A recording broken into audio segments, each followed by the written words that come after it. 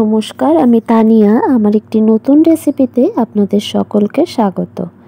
আজ বানাবো পোহা। তার জন্য প্রথমেই চিড়ে ভালো করে ধুয়ে শুকিয়ে নিয়েছি একটা প্লেটের মধ্যে বেড়ে। এখন একটা কড়াইতে সাদা তেল দিয়ে গরম করে নিয়েছি। দিয়ে দেব কুচনো পেঁয়াজ। পেঁয়াজটাকে একটু নেড়েচেড়ে ভেজে নেব।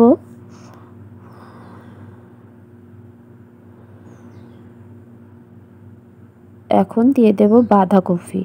চিকন চিকন করে কেটে রেখেছি বাঁধাকপি। এখন দুটোকে ভালো করে নেড়েচেড়ে একটু ভেজে নেব।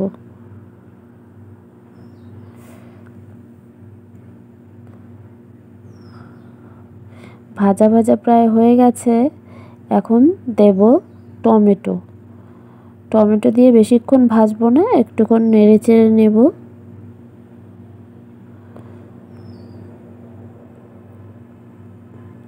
এবার ফাটানো দুটো ডিম দিয়ে দেব।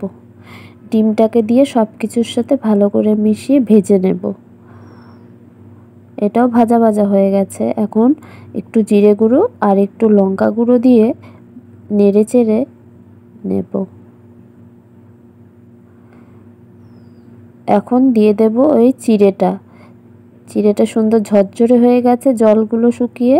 এবার সব কিছুকে ভালো করে নেড়েচেড়ে নিলেই আমাদের তৈরি হয়ে যাবে পোহা।